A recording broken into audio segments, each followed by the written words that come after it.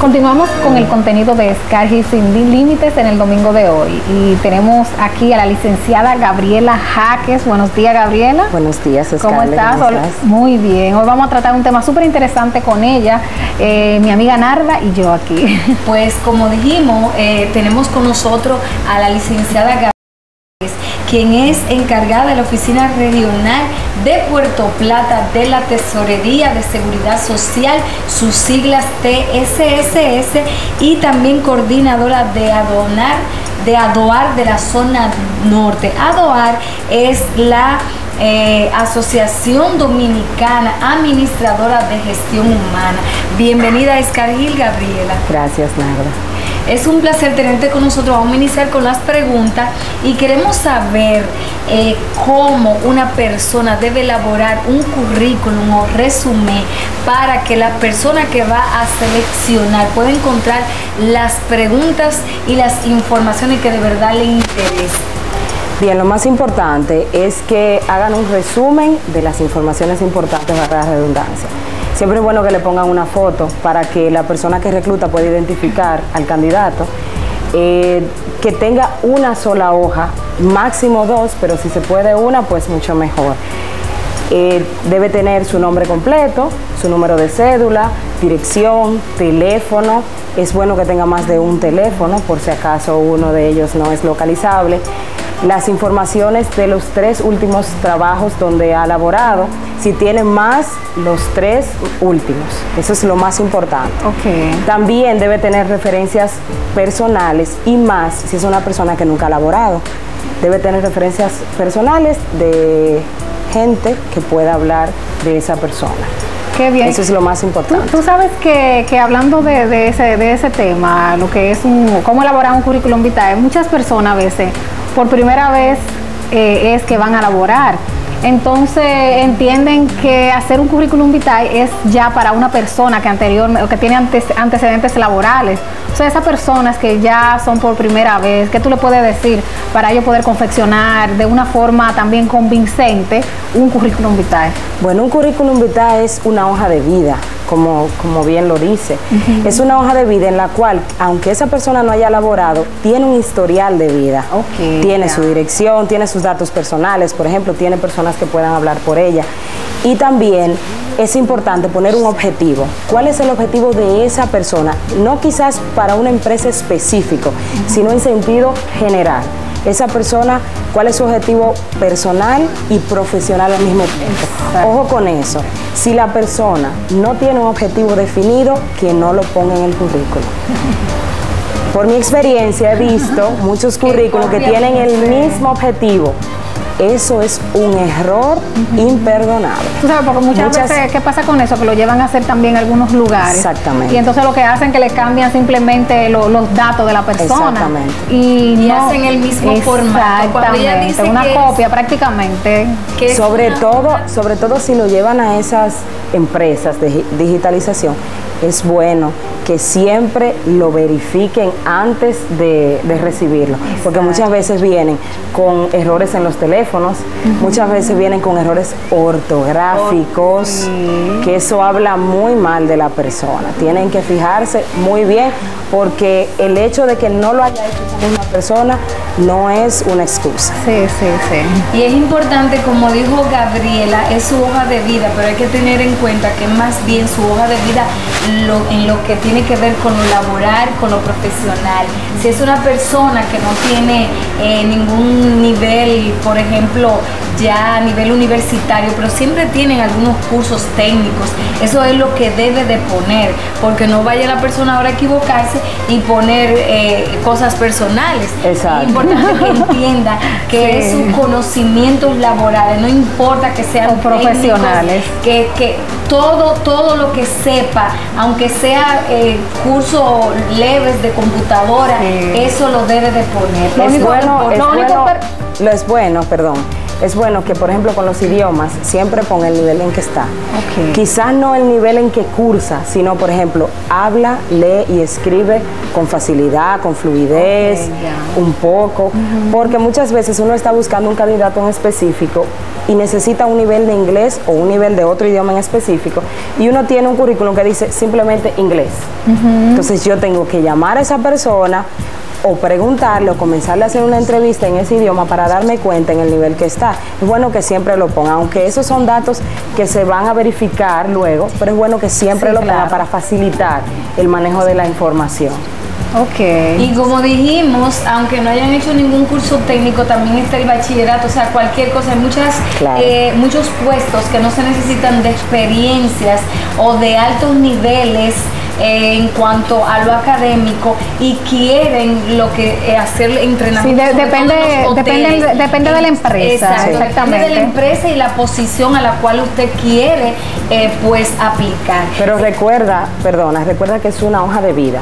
O sea, no la diriges a una empresa en específico, hablas de ti. Sí, o sea, así es. De tus datos personales como son el estatus, la dirección, tus teléfonos, tu cédula, etcétera. Y hablas de tu historial educativo y de tu historial laboral. Siempre es bueno también que pongan las habilidades. Manejo Microsoft Excel, Microsoft Office completo. Es muy importante, muy importante. Entonces ya en cuanto a algo muy importante, la vestimenta, la ética que hay que tener, no importa la posición a la que usted vaya a aplicar, eso, esa primera buena impresión que es tan determinante a la hora de usted ir a una entrevista de trabajo. La impresión comienza cuando uno deposita la hoja de vida, el currículum vitae. Siempre que uno vaya a depositar un currículum debe ir formal.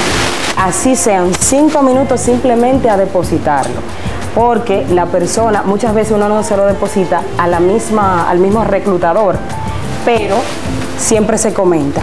Es bueno que la persona vaya a formar, uno nunca va por casualidad. Ahora, si es a buscar una hoja de solicitud que tenga la empresa para usted llenar, y eso es otra cosa. Pero ya cuando usted lo va a depositar, usted tiene que ir formal, porque usted no sabe si en ese momento están necesitando y dice, bueno, venga, podemos hacer una entrevista de unos 15, 20 minutos. Que una y si usted no está preparado, entonces usted debe ir preparado a que le vayan a hacer una entrevista, aunque no suceda. Que eso es muy importante. Sí. Y tú sabes que también a muchas personas a veces llevan un currículum y quizás también se sienten, eso es bueno también decir, hacérselo de conocimiento. Piensan ya también que están, o la empresa está comprometida con ello, inmediatamente llevan un currículum, por lo menos a llamarlo, o a recibirlo, o hasta reclutarlo obligatoriamente. Y se da muchas veces que las personas van buscando que le entreguen su currículum para atrás, o sea, hablar un poquito de eso también. Bueno, realmente cuando usted entrega un currículum ya eso es de la empresa. Aunque usted haya pasado por un proceso de reclutamiento y quizás de selección, no pida su currículum ni sus otros documentos hacia atrás. Nunca le piden nada original. Por ejemplo, usted cuando deposita el currículum, deposítelo solamente el currículum. Los demás apoyos, que son copias de los diplomas o copias de cualquier certificado de cualquier curso, inclusive de bachillerato o de octavo, se le piden al momento de la entrevista. Cuando la empresa se interesa en esa persona, lo contacta, mira su hoja de vida, su historial, entonces le comienza a pedir los soportes. Para completar. Y ese es el momento donde usted lleva sus soportes, recordando siempre ir formal. En el momento ya de la entrevista, cuando ya usted tiene una cita, usted debe llegar 20 o 15 minutos antes. No llegue una hora antes, que eso se ve desesperación. Parece desesperación. Llegue lo máximo 30 minutos. Si usted llega a recepción a preguntar por la persona que lo llamó. Recuerde siempre, hay que recordar siempre, aprenderse el nombre o anotar el nombre de la persona que hay que buscar. Muchas veces no es la misma persona que contacta a uno, sino la recepcionista le contacta o la asistente y le dice, usted va a preguntar por la licenciada fulana de tal o licenciado tal. Tú sabes que este tema es súper interesante, porque muchas personas, y más en los tiempos que estamos viviendo, cuando están en búsqueda de trabajo, a veces entran en un momento de desesperación y cometen muchos errores. Entonces pueden ser quizá ya ser importante o quizá visto para ser elegido, pero pueden cometer un error y entonces ya en ese momento ser ya descartado como posible empleado. Así es, hay que llegar a la entrevista, como le dije, 20 o 15 minutos antes, preguntar por esa persona, a la persona que tenga de frente, a la recepcionista, espere un momento, le van a indicar dónde sentarse. Trate de llevar un libro, se sienta a leer su libro, un periódico, si va a llevar un periódico que sea pequeño, que no haga mucho bulto.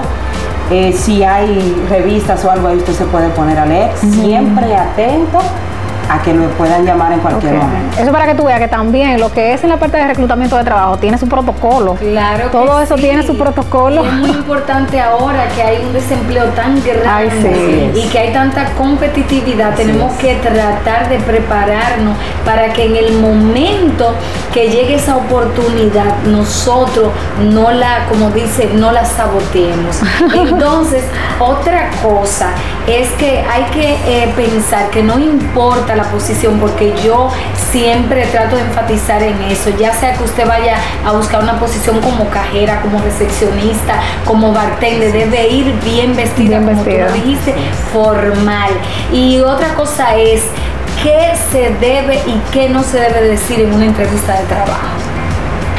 Bueno, ¿qué no se debe preguntar más bien? Usted debe responder a la pregunta que le hacen, no de muchos detalles. Responda específicamente lo que le preguntan. Si le piden más detalles, entonces usted detalla. Si no se lo piden, se queda ahí. El sí o no no es muy bueno. De algo, diga algo más, pero no se vaya a lo muy profundo. Específicamente lo que le preguntan. Escuche bien lo que le están preguntando. Si no entendió, pregunte nuevamente. Perdón, ¿me podría explicar otra vez la pregunta? ¿Me podría preguntar de nuevo? Debe preguntar, porque si no puede decir algo que dista mucho de lo que se le preguntó. Entonces se ve que usted no está concentrado. Si no entendió, pregunta. Disculpe, ¿puede repetirme la pregunta? No se debe preguntar si soy buena candidata, cuándo me van a llamar, ojo, cuál es el salario de la posición. Usted no me puede salario, usted no me excusar, pero usted me puede decir cuánto paga. Ese tema tan escabroso, ¿en qué momento ya? Porque yo sé que siempre cuando la persona quizá es una de las, porque se hacen varias entrevistas, pero llega un momento en que ya el Departamento de Recursos Humanos más o menos sabe a quién es la persona, hacia quién se va a inclinar de la persona. Y lo que quiere, o sea, ya ellos saben en realidad que andan buscando. Una segunda entrevista, ¿en qué momento se debe de entrar en ese tema tan escabroso y delicado acerca del salario si la persona que te está entrevistando no lo dice? En la última entrevista, en la entrevista donde ya usted se le eligió.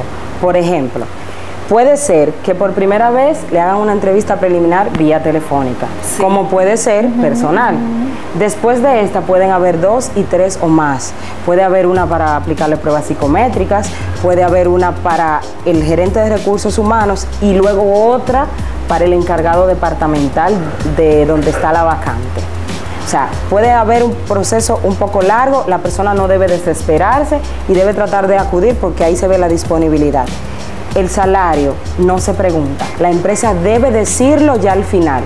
Cuando la empresa tiene una selección, elige regularmente una terna. Son 3 candidatos, los 3 mejores candidatos. Y de ahí el encargado o gerente departamental debe elegir cuál se adecua más a la vacante que tiene en su departamento. Entonces ya en ese momento cuando lo llaman, señora Scarlett Gilbert, usted ha sido seleccionada para trabajar en el puesto tal. Bien, esa persona tiene que decírselo en ese momento, decirle, pase por aquí para que ya formalicemos el contrato. Espere llegar, si no se lo dicen por teléfono, espere llegar. Lea el contrato. Hasta tanto usted no ha leído el contrato, usted todavía no tiene el compromiso. Pero, Gabriela, vamos también a reconocer algo. Así como hay algunas personas que no se saben manejar en una entrevista de trabajo, así lamentablemente hay muchos pues encargados de recursos humanos que cometen sus errores y hacen que el empleado a la vez pues no cumpla con el protocolo. Cuando por ejemplo, un reclutador le dice en la primera entrevista a qué sueldo usted aspira, ¿cuál es la respuesta que deben dar esa persona? Mire, porque esa trampita se la ponen a uno muchas veces, tenemos que decirlo. Eso es verdad. Bueno, la aspiración debe ser real. Si usted no quiere decir, todos aspiramos a ganar, quizá más de por encima de lo que estamos preparados, pero uno sabe su valor y uno sabe cuánto es lo mínimo que uno está dispuesto a tomar un empleo, porque debe darle aunque sea para el transporte, para la comida, ¿verdad? Entonces uno por lo menos dice el mínimo. Ok. O un rango de tanto a tanto. Porque la persona debe tener decisión, se debe ver una persona decidida a, si la empresa aún yo diga que quiero X miles de pesos y la empresa tiene un salario por debajo, si de verdad yo le intereso a la empresa como candidato, la empresa me va a hacer la oferta. Va a negociar. Está en mí que yo quiera decir que sí o que no. Yo soy la que tomo la última decisión.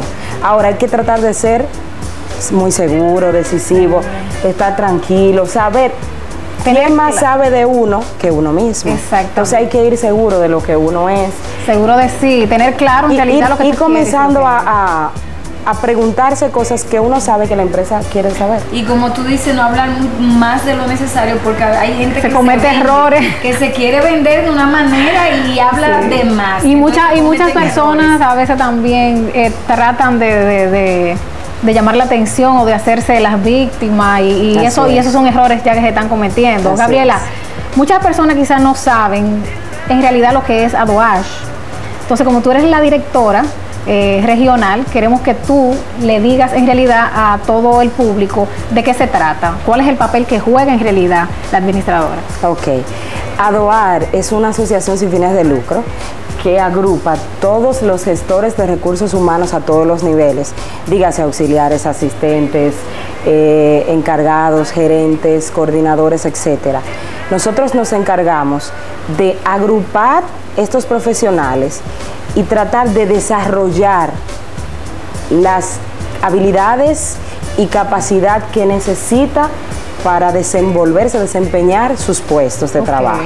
Entonces, nosotros realmente nos enfocamos en hacer cursos, seminarios, talleres, todo lo que sea capacitación. También hacemos una que otra actividad deportiva, actividad social, más bien, pero nos enfocamos más en las actividades de capacitación. Cuando tenemos una capacitación, pueden asistir todo el que no sea que esté afiliado, todo el que no sea gestor de recursos humanos, esté o no esté afiliado a ADOAR, y también puede ir cualquier profesional. Bueno, muchísimas gracias, Gabriela. Este es un tema sumamente interesante. Te vamos a y que tiene muchas cuestionantes. Exactamente. Que ese es otro tema a tratar también, porque es un poquito extenso. Exactamente. Y yo sé que sería de mucho interés para muchísimas personas, porque sé que se confunden con los términos y no saben, o sea, para qué se dedica cada uno, a qué está exactamente, a qué oficina y tan fácil que es, o sea, simplemente tener que llamar donde Gabriela. Tesorería de la Seguridad Social va a estar próximamente a partir del 9 de mayo en la calle Beler, número 95, un lugar céntrico. A Repuestos Cabrera, al ladito de Migración. Vamos a estar ahí. Todo el que se sienta desorientado puede pasar por allá, que nosotros lo orientamos, aunque sea para dirigirlo a otra institución, pero por lo menos le vamos a dar, lo vamos a encaminar. Eso es lo que necesita. Y todo el que se sienta con duda, que pregunte. Y desamparado, porque a veces no saben. Sí, a veces piensan también, muchas veces, que en muchas ocasiones que el empleador tiene culpa de quizás muchísimos errores o de cosas en realidad que ellos no están empapados. Tú ves. Y es bueno siempre aclarar, y tú sabes, una vez hablamos, que este espacio está muy a la disposición para cualquier cosa que tenga que ver para educar en sí a los empleados, para que ellos sepan de qué se trata la pesca. Así es. Y los empleadores deben educarse. Sí, también. Todo el que no tiene registrado en la Seguridad Social a sus empleados debe pasar por la tesorería, aunque tenga un solo empleado. Porque eso es importante. Que sea grande o pequeña la empresa, el tamaño no hace la formalidad ni la informalidad. Si usted tiene un asalariado que le genera lucro, debe afiliarlo a la tesorería. A la tesorería. Bueno, pues muchísimas gracias, Gabriela, de verdad, gracias por aceptar la invitación aquí al espacio. Nosotras encantadas, como siempre, de tener nuestros invitados y poder llevar la información a todo nuestro público. Gracias a ustedes y estamos a sus órdenes. Muchas gracias. Muchas gracias.